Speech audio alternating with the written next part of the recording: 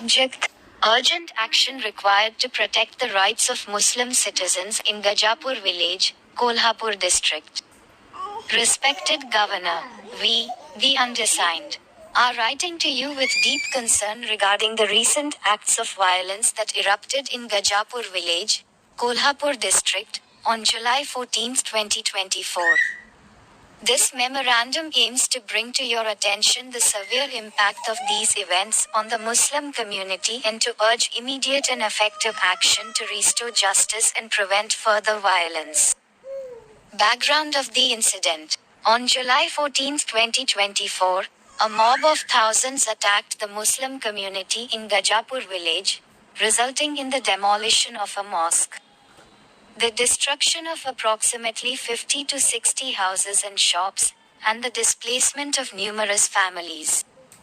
Visual evidence shows the mob climbing atop the mosque, vandalizing it with hammers, and planting saffron flags. The intensity of the violence forced women and children to flee to nearby forests and fields to save their lives. Impact on the Muslim community: destruction of property.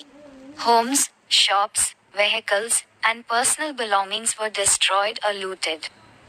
Psychological trauma: the affected families, including children, are experiencing severe trauma.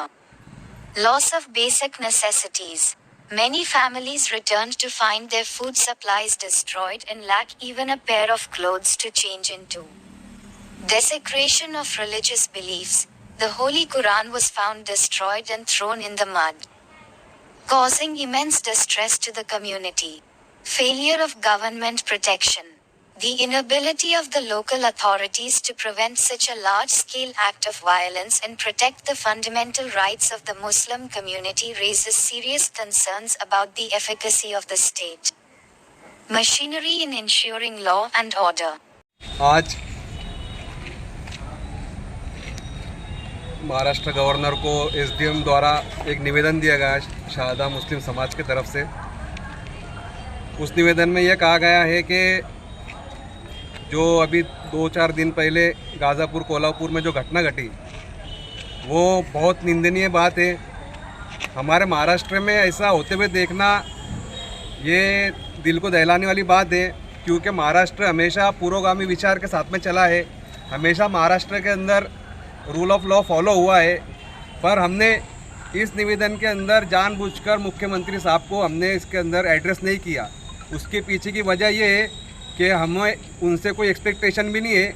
इसीलिए हम महामहिम से ये दरख्वास्त करते हैं कि इसके अंदर वो पर्सनली इंटरवीन करे। हम ये कॉपीज़ ऑनरेबल सुप्रीम कोर्ट के जो चीफ जस्टिस है उनको भी सेंड करने वाले हैं, और जो हमारे बॉम्बे हाई कोर्ट के जो चीफ जस्टिस है उन्हें भी हम ये फॉरवर्ड करने वाले हैं। उसके पीछे का मकसद यही है कि जो लोगों के साथ में वहाँ पर अत्याचार हुआ, सिर्फ मज़हब के नाम पर, धर्म के नाम पर जिस तरीके से मुस्लिम समाज को टारगेट किया गया, ये कभी भी हमारे महाराष्ट्र को शोभे ऐसी बात नहीं है। ये बहुत बड़ा जुल्म मासूम बच्चों के ऊपर, महिलाओं के ऊपर हालात इस तरीके से पैदा हुए कि वहाँ पर मासूम बच्चों को छुपने के लिए, औरतों को छुपने के लिए जंगल की तरफ जाना पड़ा, जो कि पुलिस प्रशासन के होते हुए इस तरीके से कोई घटना होना, महाराष्ट्र में होना, ये काफ़ी शर्मनाक बात है। हम ये बात बोलेंगे कि जो अतिक्रमण जो हुआ होगा उसको हटाने के लिए due process of law follow करना ज़रूरी है। ऐसे सेवरल जजमेंट्स आपको मिलेंगे हाई कोर्ट के, सुप्रीम कोर्ट के, जिसके अंदर ये साफ कहा गया है कि जब भी कहीं पर कोई अतिक्रमण है तो due process of law follow होना ज़रूरी है, और वो नहीं फॉलो होते हुए हाथ में कायदा लेना ये काफ़ी शर्मनाक बात है। कॉन्स्टिट्यूशनल जो मशीनरी है पूरी तरीके से फेल हो चुकी है।